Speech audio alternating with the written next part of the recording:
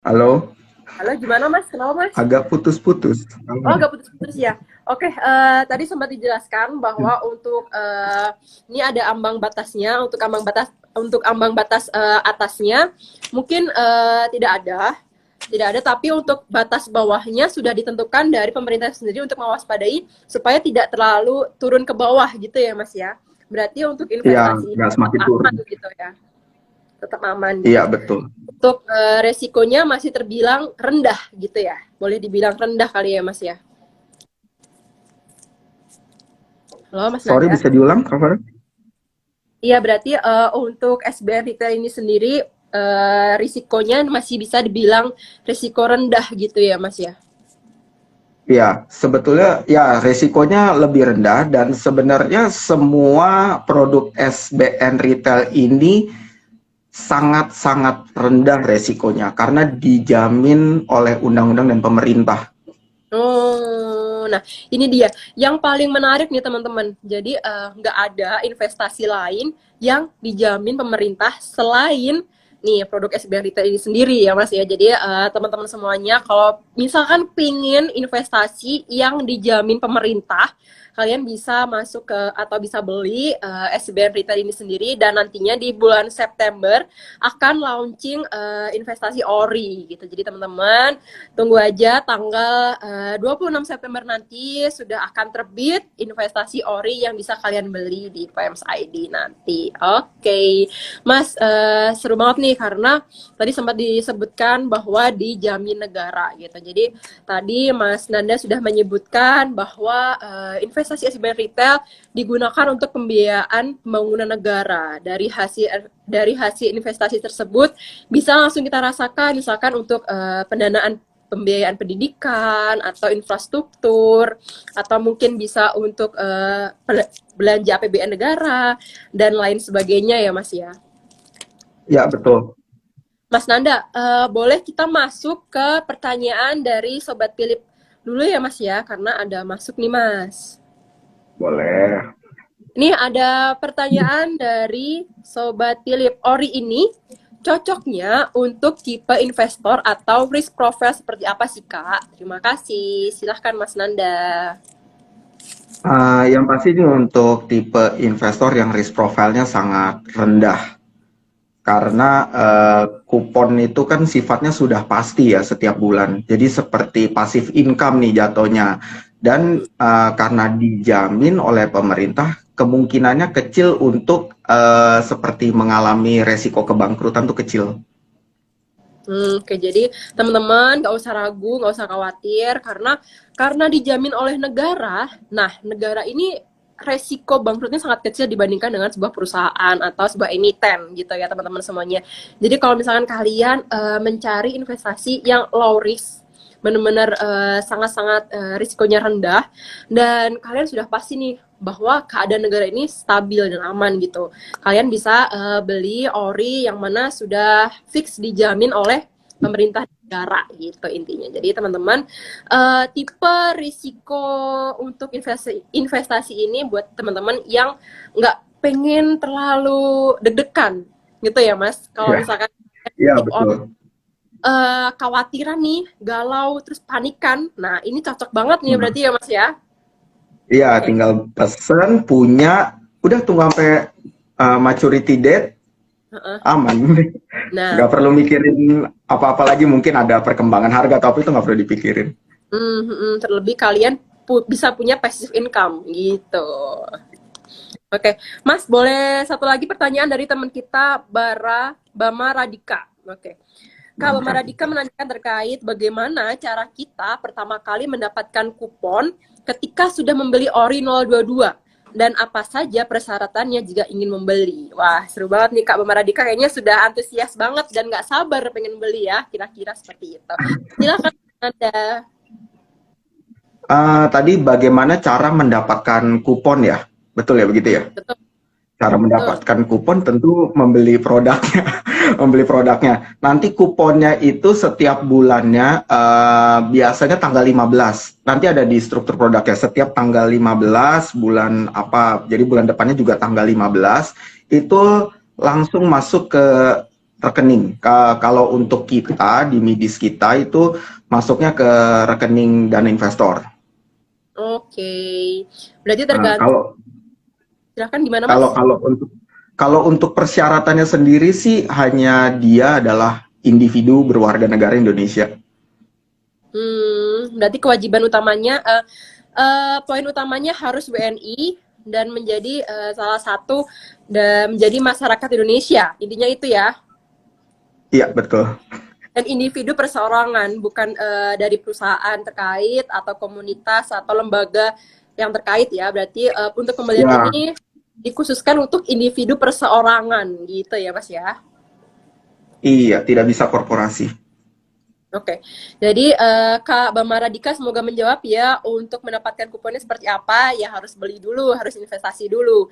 Dan untuk penerimaan kuponnya kepada individu perseorangan nantinya akan dikirimkan langsung ke RDN. Nah, untuk ini khusus untuk Philips Sekuritas Indonesia ya teman-teman semuanya, nantinya akan dikirimkan ke RDN dari teman-teman semuanya setiap tanggal 15 biasanya gitu. Setiap tanggal 15 di tiap bulannya gitu. Nah, persyaratannya seperti apa? Yang paling pokok dan utama adalah menjadi WNI, warga negara Indonesia, dan atas dasar perseorangan individu gitu ya, bukan dari pemerintah atau bukan dari lembaga atau bukan dari perwakilan kantor dan lain Korporasi. corporate, benar. Oke, Hmm. Mas. Oke, Kak Bamaradika, minimum pembelian orinya berapa Kak Nanda? Oke, Kak, ini kita simpan dulu ya Kak ya, karena belum masuk ke pembahasan terkait ori. Wah, kayaknya sudah antusias banget nih Kak Bamaradika. Oke. Nah, ini kayaknya sekalian nih Kak. Kak Iya, Iya Nandika. Oke, Kak Iya Nandika menanyakan terkait bagaimana cara orang baru untuk memulai berinvestasi. Mungkin ini maksudnya berinvestasi ori ya, Kak ya. Kalau misalkan belum punya akun sepertinya, Kak. Silakan Kak Nanda, seperti apa? Eh, Orang baru untuk memulai investasi. Kalau memang Pak Ian Andika ini benar-benar baru, sebaiknya memilih jenis investasi yang resikonya rendah. Misalnya nih, ketika Pak Ian nih buka akun di Philip, Ya. Ori ini pilihan yang tepat untuk memulai sebuah investasi. Karena Wow. sifatnya kan passive income, mendapatkan kupon. Jangan langsung masuk ke jenis investasi yang resikonya tinggi terlebih dahulu. Nanti aja pelan-pelan, dimulai dari Ori ini dulu gitu. Oke, berarti sudah sangat cocok ya buat investor pemula yang ingin Hmm. memulai berinvestasi. Pilihlah investasi yang low risk terlebih dahulu ya, Mas ya. Jadi kalau misalkan Ya, betul. masih sambil belajar, masih sambil memperbanyak edukasi soal investasi, lebih baik memulai dari investasi yang rendah risiko daripada nggak mulai-mulai gitu ya kali ya, Mas ya. Iya, betul. Jadi nanti yang investasi yang resikonya tinggi itu uh, boleh dimulai setelah dimulai. Jadi yang ori ini sifatnya diversifikasi. Jadi bukan menggantikan ya, tapi Hmm. ori ini bisa jadi alat untuk diversifikasi portofolio teman-teman di sini masing-masing gitu. Jadi yang Hmm. bentuknya resikonya rendah ada, yang tinggi ada, saling melengkapi gitu. Oke, jadi teman-teman semuanya bisa menjadi salah satu pilihan jika kalian pengen diversifikasi portofolio, misalnya kayak gitu ya. Jadi Ya. mungkin sebelum kalian sudah punya portofolio terkait saham-saham LQ45 atau blue chip untuk investasi jangka panjang kalian. Tapi sambil berjalannya waktu, wah kayaknya pengen nambah instrumen lainnya nih. Tapi tetap saya belum berani untuk mengambil risiko yang tinggi terlebih dahulu. Wah, ini adalah salah satu instrumen yang cocok buat kalian bisa mulai diversifikasi portofolio gitu ya Mas ya. Oke. Mas Nanda, seperti yang sudah kita sebutkan di awal, tema kita di sore hari ini, di siang hari ini adalah apa sih istimewanya investasi ORI. Dan ORI adalah salah satu SBN retail yang dikeluarkan oleh pemerintah. Nah, Mas Nanda, boleh disebutkan lebih detail nggak sih, Mas, investasi ORI ini kita bisa mendapatkan keistimewaan apa aja sih, Mas? Hmm, yang pasti dengan investasi di ori ini selain yang sudah disebutkan ya, dia mendapatkan kupon yang tetap, Ya. lebih tinggi dari bunga deposito, Oke. secara pajak juga lebih rendah. Mm-mm. Ya, silakan Mas, gimana? Oh ya, oke, Halo? saya ulangin ya. Kupon bersifat tetap, lebih Ya. tinggi daripada bunga deposito, Mm-mm. secara pajak juga lebih rendah. Mm-mm. Uh, Kemudian resikonya sangat rendah juga. Kemudian Oke. bisa diperjualbelikan untuk yang ori. Mm-mm. Kemudian dilindungi negara. Ini saya sebutkan belum ya? Udah ya. Terus dengan berinvestasi di ori ini istimewanya adalah kita ikut membantu negara ini untuk membangun negara ini. Oke, Mas, ada yang menarik perhatian teman-teman semuanya ketika Mas Nanda menyebutkan bahwa untuk rata-rata suku bunganya itu menarik sekali nih, Mas. Perbedaan dengan 4 bank yang ada di Indonesia itu seperti apa sih, Mas? Ketika kita Hmm, berinvestasi retail. oke, Halo, Mas Nanda? halo, halo. Oke, Ya, untuk jadi maksudnya kupon ori ini dibandingkan dengan deposito gitu, gitu ya. iya betul. Ah, Mm-mm. bunga deposito gini, sejak kenal dunia investasi, sebenarnya saya kurang memperhatikan bank itu bunganya berapa sekarang. Kalau Hmm, deposito sendiri, soalnya terlalu kecil gitu. ya. Kalau untuk deposito sendiri itu kalau nggak salah terakhir data yang saya dapat sekitar 2,5-an. Mm-mm. Nah, untuk tabungan aja udah hampir hampir nol kan. Nol. Nah, dengan bunga segitu belum dipotong ada pajak satu, kedua biaya admin biasanya kan. Mm-mm. Nah, Ya. itu potongannya ada dua. Nah, sekarang kalau ori itu kan tidak ada biaya admin, dia hanya membeli ya pajaknya ketika dia mendapatkan kupon, baru potong Hmm. pajak. Jadi menurut saya lebih menarik lah setidaknya. Berarti untuk suku bunganya kompetitif ya Mas ya dibandingkan dengan beberapa bank yang ada di Indonesia, apalagi 4 bank besar yang ada di Indonesia ya Mas ya, terkait dengan suku bunga yang ditawarkan oleh investasi SBR Retail ini sendiri.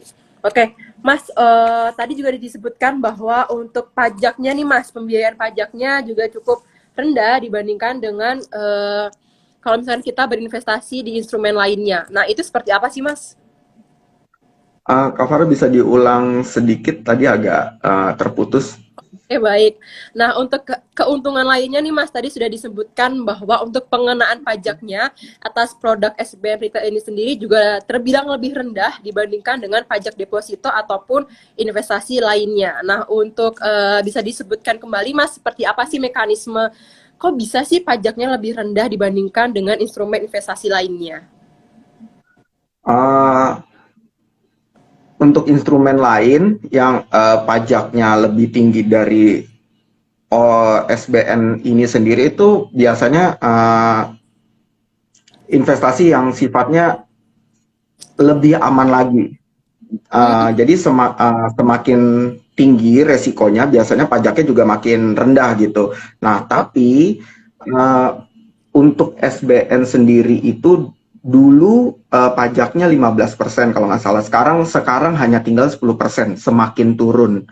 Bukan berarti resikonya lebih tinggi, tapi supaya masyarakat ini sebenarnya bagian dari uh, usaha pemerintah untuk membangun masyarakat supaya melek investasi. Kayaknya pajaknya harus diturunin nih gitu supaya hmm. lebih menarik. Nah, jadi ketika kita menerima kupon yang bulanan tadi itu, kuponnya itu sendiri sudah dipotong pajak dan pajaknya sudah tidak setinggi dulu.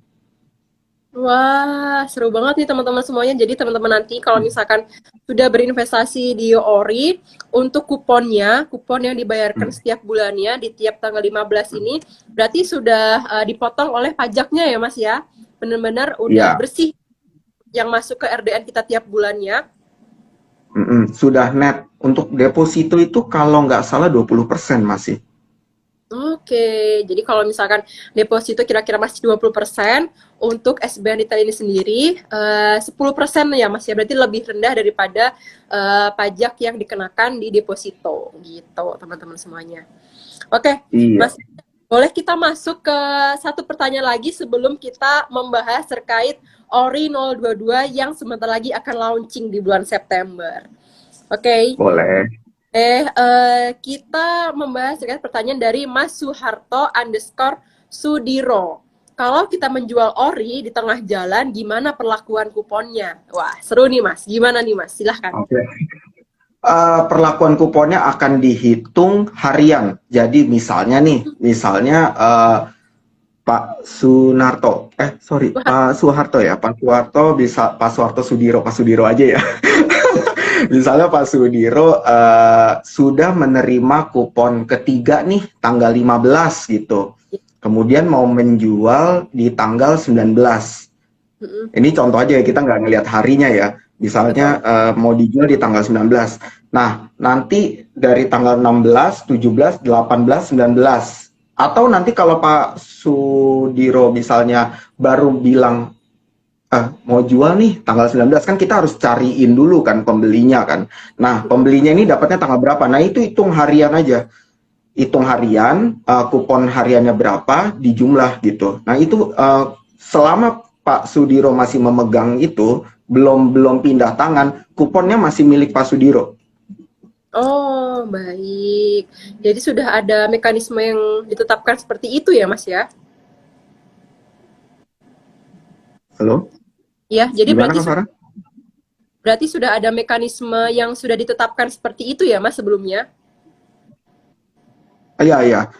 Itu sudah berjalan dari sejak lama sih. Jadi obligasi korporasi pun juga perlakuannya seperti itu karena jual beli obligasi korporasi ini kan tidak mengenal waktu. Kalau misalnya ada kata-kata angus, misalnya sudah terima kupon, terus habis itu setelah terima kupon beberapa hari kemudian saya mau jual, terus apakah yang sebelumnya angus? Nah, kalau angus tuh orang kan jadi ini kan, jadi kayak nanggung, tunggu aja nanti habis dapat kupon berikutnya kayak gitu. Akhirnya nggak ada perjualbelian gitu. Oke, Mas, ini boleh kita langsung menyambung ke pertanyaan dari teman kita selanjutnya terkait dengan penjualannya, Mas ya. Ada Hmm. dari Sky Freeze, ori yang dapat dijual tersebut cukup sekali aja dijualkan sampai dapat membeli atau gimana? Apakah ada range harga jualnya? Gitu. Silahkan, Mas.